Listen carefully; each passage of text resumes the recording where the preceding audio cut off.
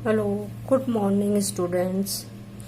Last class में हमने कुछ कंसेप्ट का कन्वर्जन किया था कि national income and domestic income first, और सेकंड था gross value and net value, और थर्ड हमारा था market price and factor cost.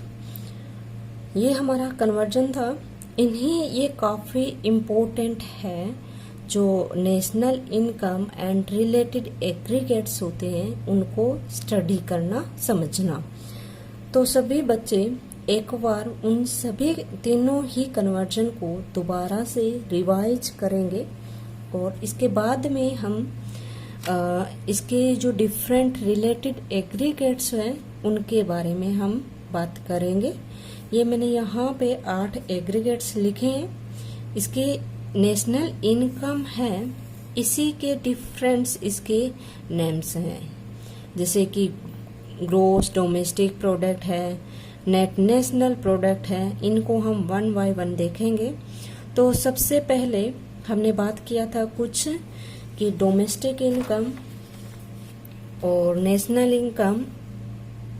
Domestic income हमारा था national income, depreciation, market price, factor cost, gross and net value.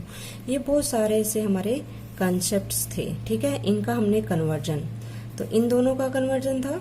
Then हमने domestic का national से देखा था। ठीक है, और हमारा इसके बाद में मार्केट प्राइस को फैक्टर कॉस्ट से देखा था। तो सिंबॉलिकली रिप्रेजेंट करने के लिए बताया था कि ग्रोस रिप्रेजेंट होगा बाय जी, नेट रिप्रेजेंट होगा बाय एन, डोमेस्टिक रिप्रेजेंट होगा बाय डी, और नेशनल को रिप्रेजेंट करेंगे बाय एन, और डेप्रिसिएशन को अगेन रिप्रेजेंट करेंगे by D, market price M P, factor cost F C. ठीक है, तो अब यहाँ पे कंफ्यूजन नहीं होना है कि डी हमारा 2 वेरिएबल का सिंबॉलिकल है। ठीक है, इसी प्रकार से एन है हमारा, अगेन ये नेट और नेशनल के लिए यूज कर रहे हैं। तो इसमें कंफ्यूज ना हो तो मैं एक आपको छोटा सा एग्जांपल बताती हूँ, और सभी के लिए हम उन्हीं को यूज करेंगे। ठीक है, तो सबसे पहले हमारा जैसे कि जीडीपी मार्केट प्राइस। ठीक है, ग्रोस, ये 3 वेरिएबल होंगे। हर जितने भी हमने इसके रिलेटेड एग्रीगेट्स देखेंगे नेशनल इनकम के, तो उसमें ये 3 होंगे, और इसी के साथ में ये हमारा इनके कंपैरिजन में स्मॉल में रहेगा। ठीक है, जैसे एक ये है हमारा, एक और लिखते हैं GDPFC। ठीक है, तो यहाँ पे ग्रोस है, डी है, पी है, एम पी है। ठीक है, और एक और कंसेप्ट लिखती हूँ मैं, GNP MP। ठीक है, ये हमारे कंसेप्ट है। ठीक है, तो यहाँ पे एक और कंसेप्ट NNP MP। ठीक है, तो यहाँ पे हमारा GDP MP है, यहाँ पे GNP MP है, यहाँ पे NNP MP है। तो पहले एक बार देख लेते हैं कि कहाँ कौन सा वेरिएबल डी होगा वो हमेशा डोमेस्टिक के लिए कंसीडर होगा, और कौन सा एन होगा हमेशा नेशनल के लिए। तो ये जो फर्स्ट वेरिएबल होगा ये हमेशा किसको बताएगा? ग्रोस। अगर जी है तो ये ग्रोस को बताएगा। ठीक है, अगर ये एन है, ठीक है, तो ये हमारा किसको बताएगा? अगर यहाँ पे हमारा एन है तो ये किसको बताएगा? नेट को।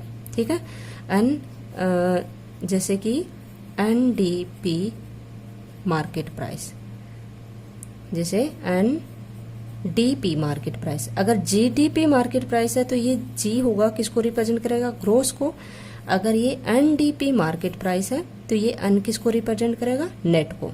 तो ये N और G, ग्रोस और नेट। तो फर्स्ट ग्रोस और नेट क्लियर है कि जो फर्स्ट वेरिएबल होगा हमारा, इसका जो इक्वेशन होगा उसका जो फर्स्ट वैल्यू होगा वही हमारा या तो ग्रोस होगा या फिर नेट होगा। क्लियर।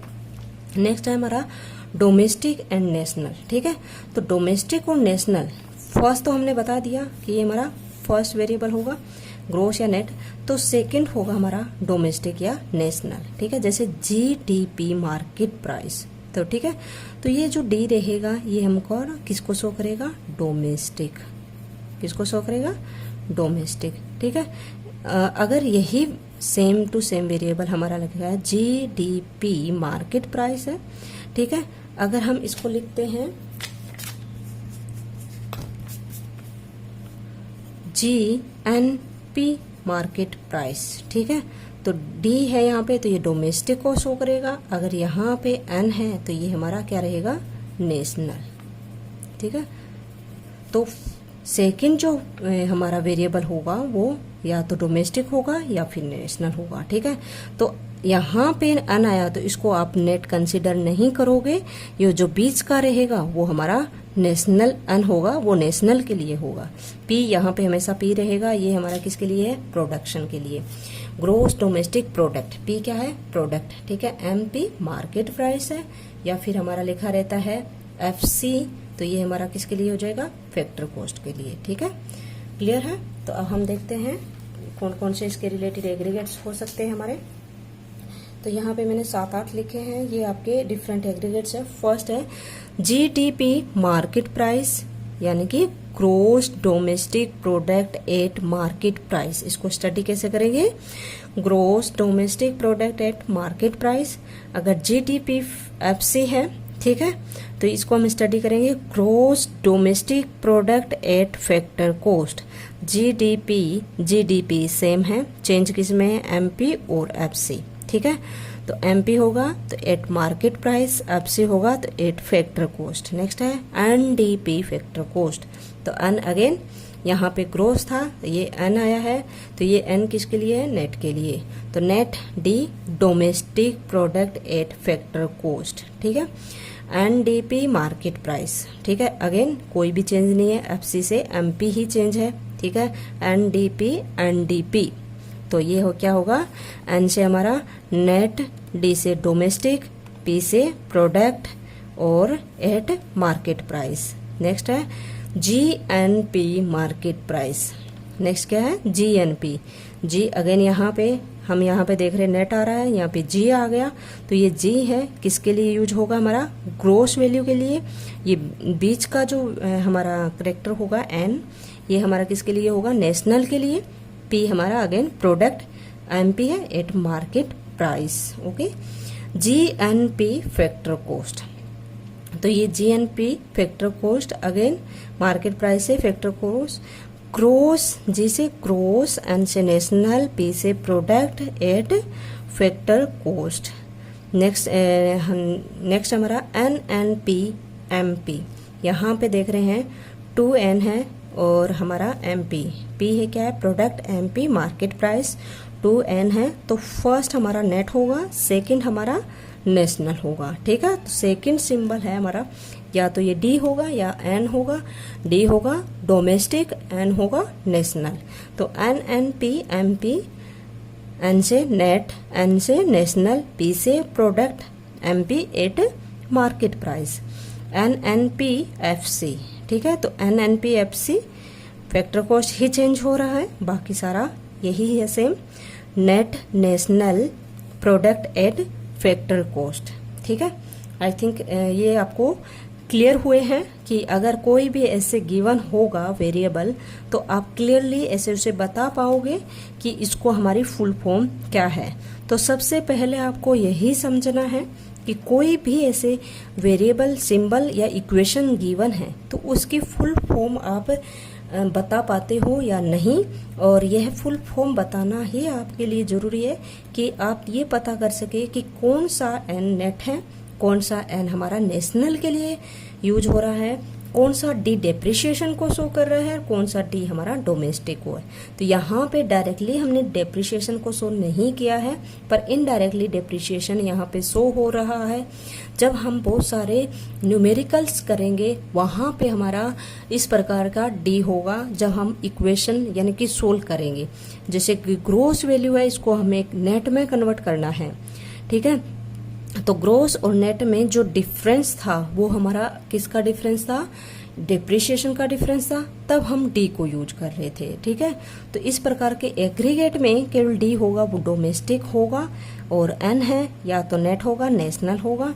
ठीक है, तो की पॉइंट हमारा यानी कि दोबारा से रिवाइज कर देते हैं, सभी बच्चे इसको कॉपी में नोट कर लेंगे, क्योंकि जितने भी न्यूमेरिकल्स हम करेंगे और जितने भी ये एग्रीगेट्स की हमने बात की है ये वाले, तो इनको हमें कन्वर्ट करना है। ठीक है, कोई भी जैसे ये गिवन है, इसे हमें ये फाइंड करना पड़ सकता है, ये गिवन है, ये फाइंड करना हो सकता है, ये कैसे होगा ये हम सारा ही डिस्कस करेंगे। पर लेकिन पहले स्टेप बाय स्टेप आपको चलना है, हर एक कंसेप्ट को समझते हुए। तो ये सभी बच्चों को अपनी कॉपी में नोट होने चाहिए और सभी बच्चों को याद भी होने चाहिए कि ग्रॉस वैल्यू से नेट निकालना है हमें, तो क्या करेंगे, डिप्रिसिएशन का इनमें बहुत इंपॉर्टेंट रोल होगा, और या तो डिप्रिसिएशन प्लस होगा या डिप्रिसिएशन माइनस होगा। तो ग्रोस है, ग्रोस वैल्यू को निकालना है, ग्रोस को हमेशा नेट से ही फाइंड करेंगे। तो ग्रोस वैल्यू हमारी लार्ज है, नेट स्मॉल है, तो प्लस हो जाएगा स्मॉल में डी, तो लार्ज वैल्यू बन जाएगा। और नेट है स्मॉल, ग्रोस हमारा लार्ज है, तो डिडक्शन हो जाएगा डिप्रिसिएशन का, तो अगेन नेट आ जाएगा। ओके, नेशनल और डोमेस्टिक, ठीक है, नेशनल को डोमेस्टिक से कन्वर्ट करना है, डोमेस्टिक को नेशनल से कन्वर्जन होगा। तो नेशनल इनकम फाइंड करना है तो किससे, डोमेस्टिक इनकम से, तो प्लस क्या हो जाएगा NFIA, और डोमेस्टिक इनकम है तो इसे हमें नेशनल इनकम से कन्वर्ट करना है, तो ये माइनस हो जाएगा, क्योंकि नेशनल में हमारी, डोमेस्टिक में केवल हम क्या देते हैं, एक बाउंड्री को लेते हैं, उस बाउंड्री में चाहे कितने भी पीपल हो वो इनकम लेंगे। पर नेशनल में बाउंड्री को क्रॉस कर देते हैं, बाउंड्री हमारे लिए मैटर नहीं करेगी यहाँ पे हमें ये मैटर करेगा कि वो पीपल कहाँ पे रह रहा है। तो वो पीपल कहीं भी हो सकता है, पूरे वर्ल्ड में हो सकता है, तो ये पूरे वर्ल्ड की बात करता है, तो ये बड़ा कंसेप्ट है। ये केवल हमारी डोमेस्टिक टेरिटरी की बात करता है, हमारी इकोनॉमी की बात करता है, तो ये हमारा स्मॉल कंसेप्ट होगा। और इसमें हमारा NFIA माइनस करेंगे लार्ज कंसेप्ट में, तो स्मॉल कंसेप्ट आ जाएगा। नेक्स्ट हमारा है MP और FC। ठीक है, तो MP और FC की बात करते हैं, तो मार्केट प्राइस को फाइंड करना है फैक्टर कॉस्ट से, और फैक्टर कॉस्ट को फाइंड करना है मार्केट प्राइस से, तो अगेन NIT यानी कि नेट इनडायरेक्ट टैक्स का डिफरेंस होगा। और नेट इनडायरेक्ट टैक्स हमने कैसे फाइंड किया था, हमने लास्ट क्लास में डिस्कस किया था। तो फैक्टर कॉस्ट स्मॉल है हमारा, मार्केट प्राइस लार्ज है जिसमें इनडायरेक्ट टैक्स ऐड है, तो ऐड हो जाएगा NIT। और फैक्टर कॉस्ट स्मॉल है, मार्केट प्राइस लार्ज है जिसमें NIT ऐड था, अब वो डिडक्शन हो जाएगा, तो फैक्टर कॉस्ट हमें वैल्यू हमारी आ जाएगी। ठीक है, तो ओके, इट इज द